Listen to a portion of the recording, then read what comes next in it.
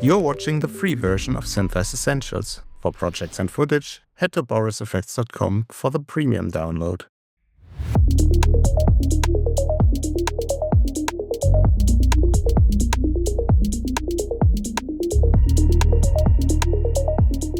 Hello and welcome back to SynthEyes Essentials. In this class we're going down the rabbit hole that is lens distortion. And it is a deep rabbit hole, but please bear with me. The whole topic is really important, not only for getting better and more accurate solves, but also for avoiding trouble down your VFX pipeline. We briefly touched on this topic before, but there's a lot to it, and the way you treat lens distortion can have really big ripple effects. So let's dive right into it.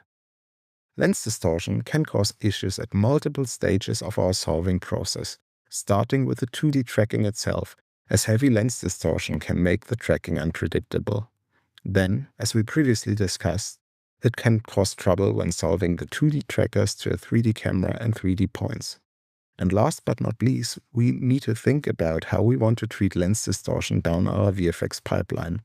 And that pipeline can be as small as just bringing the data you created in SynthEyes to your application of choice, and as big as handing off your work to an entirely different department or company. When we select a lens for shooting a scene, we primarily tend to look at the focal length. That is also the information we get passed down from the camera department, or that we can extract from the metadata of our clip. But this information alone would be of little value to SynthEyes for compensating lens distortion. Why?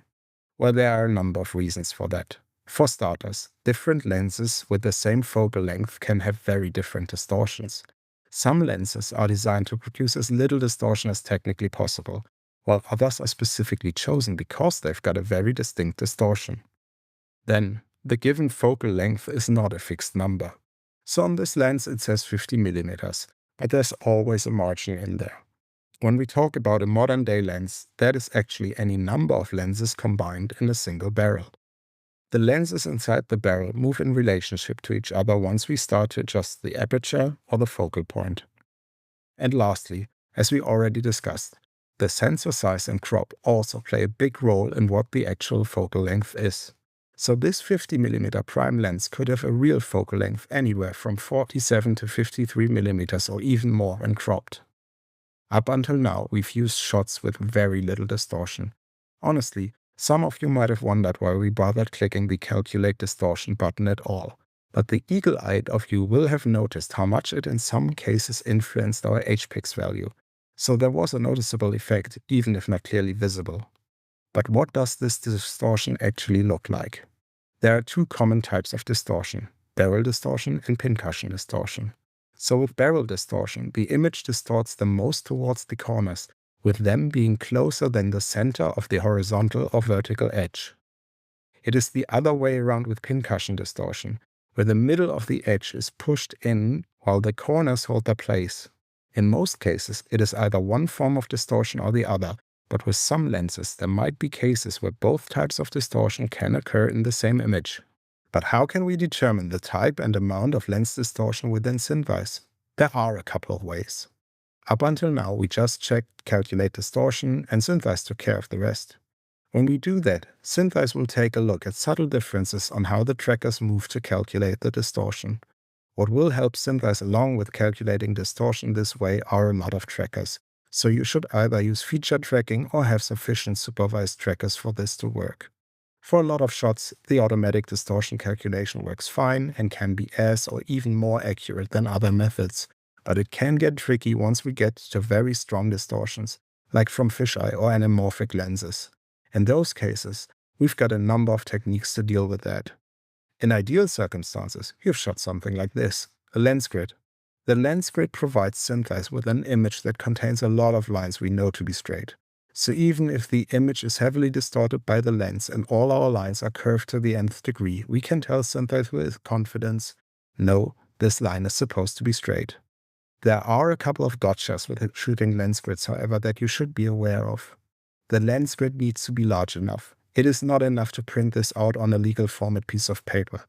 You would need to be so close with your lens that it would not give you proper data. And to really make sure that the lines actually are straight, you need to mount it to a wall or put it on a piece of board. Nobody likes flappy lens grids. And if you use your lens on a different camera, you should also shoot your lens grid again in this combination of lens and camera. Why? Because the distance between sensor and lens might be different. You see, it's a complex matter. On big productions, the VFX supervisor will dedicate time to shoot all possible and impossible lens-camera combinations before actual shooting is underway.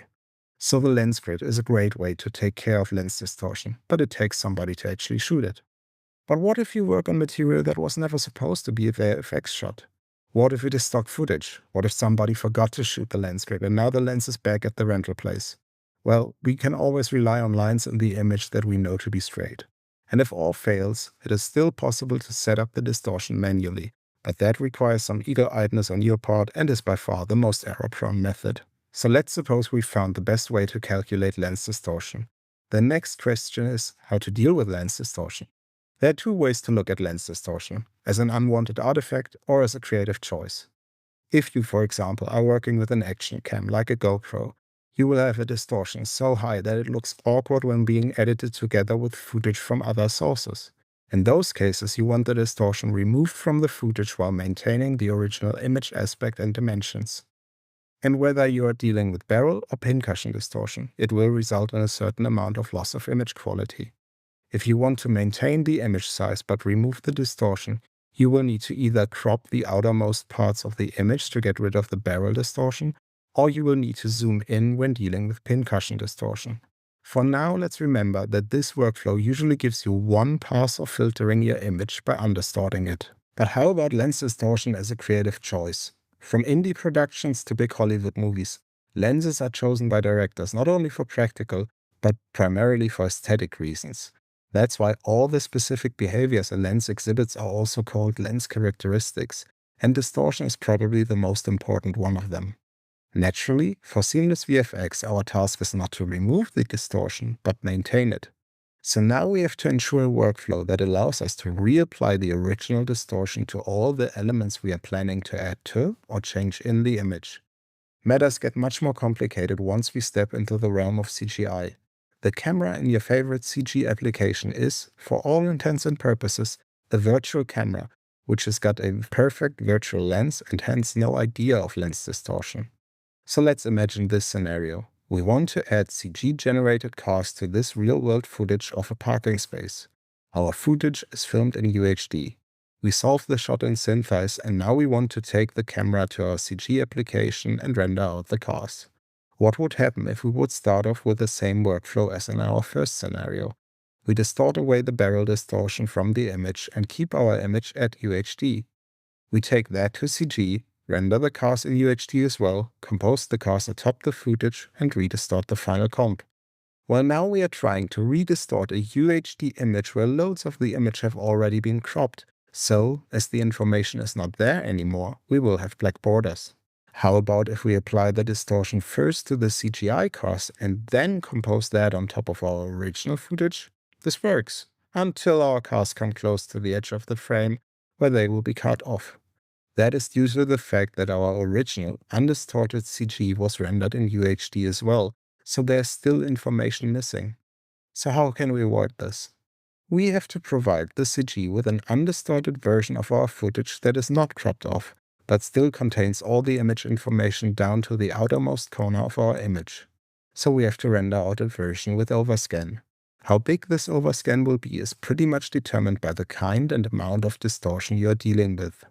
Then you not only have a great reference for your CGI, but you also know exactly at what size to render your plates to avoid any cropping. In this scenario, we work with two passes of filtering, one when undistorting the image to its overscan resolution, and one when redistorting the CG output. By the way, the same rules apply when you are planning to paint or retouch with the aid of a match move.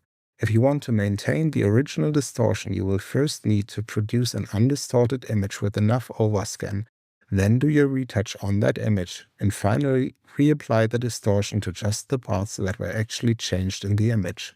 So both scenarios we just discussed have distinct names within SynthEyes. They can be somewhat confusing, so it's really important to understand the logic behind this terminology. The name of the chosen lens workflow always refers to the very final result you plan to deliver, not necessarily from SynthEyes, but rather from the end of your VFX pipeline. So if you plan to deliver an undistorted final composite, undistorted 1 is the lens workflow you want to deliver from SynthEyes as well. In the case of maintaining the lens characteristics in your pipeline and delivering a final result with distortion, you will want to use the Redistorted 2 option. Redistorted refers to the final delivery and 2 to the number of filtering passes that need to be performed in this workflow.